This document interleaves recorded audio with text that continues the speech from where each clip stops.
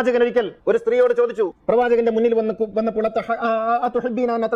ഞാൻ നിന്നെ വിവാഹം ചെയ്യുന്ന എനിക്ക് ഇഷ്ടമാണോ? ഫഖാലത്ത്, അവൾ പറഞ്ഞു, അഊദു ബില്ലാഹി മിൻക, എനിക്ക് പറ്റൂല ഞങ്ങളെ, അല്ലാഹുവിൽ നിന്ന് ഞാൻ ശരണം തേടുന്നു. അപ്പൊ നബി ഒഴിവാക്കി. നോക്കൂ നിങ്ങൾ, ഇത്രയൊക്കെ കല്യാണം കഴിച്ചിട്ടും പോരാഞ്ഞിട്ട് പിന്നെയും പെണ്ണുങ്ങളുടെ പിന്നാലെ നടക്കുന്നു മുഹമ്മദ് നബി. ആരാണ് റസൂലിനെ ചീത്ത പറയുന്നത്? ആരാണ് റസൂലിനെ കളവാക്കുന്നത്? നിങ്ങളുടെ പള്ളികളിൽ, ദർസുകളിൽ, അറബി കോളേജുകളിൽ ഇപ്പോഴും പഠിപ്പിച്ചുകൊണ്ടിരിക്കുന്ന വിശുദ്ധമാക്കപ്പെട്ട പുണ്യ കിതാബുകളെ കുറിച്ച് ഞാൻ പറയുന്നു. ഇനിയും തീർന്നില്ല. പ്രവാചകൻ ഒരു സ്വന്തം അളാപ്പാന്റെ മോള്, അബ്ബാസിന്റെ മോള്, നളറ റസൂലുള്ളാഹി ഇബ്നതി അബ്ബാസിൻ വഹിയ ബൈന യദൈഹി, ഒരു കുഞ്ഞു കുട്ടിയെയും എടുത്തിട്ട് അബ്ബാസ് വന്നപ്പോൾ പ്രവാചകൻ ആ കുട്ടി ഇങ്ങനെ നോക്കി. എന്നിട്ട് ഫഖാല റസൂലുള്ളാഹി സ്വല്ലല്ലാഹു അലൈഹി വസല്ലം, പ്രവാചകൻ പറഞ്ഞു, ഇത് തസ്രീമാ നസ്റിൻ എഴുതിയതല്ല, ഇബ്നു ഇസാഖാണ്. എന്നിട്ട് പ്രവാചകൻ പറയുന്നു, ലഇം ബലഗത് ഹാദിഹി, ഈ കുട്ടിക്ക് പ്രായപൂർത്തിയായാൽ, വഅന ഹയ്യൻ, അന്ന് ഞാൻ ജീവിച്ചിരിക്കുന്നുണ്ടെങ്കിൽ, ലാ തസവ്വജന്നഹ, ഞാൻ ആ കുട്ടിയെ കല്യാണം കഴിക്കും.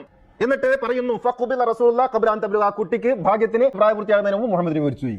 268 പേജ് ഇബ്നു ഇസ്ഹാഖ്. നമ്മൾ ഈ സത്യം പറയുമ്പോൾ പ്രവാചകനെ അധിക്ഷേപിക്കുന്നു എന്ന് നമ്മളോട് ഇങ്ങോട്ട് പറയുന്നു അല്ലേ?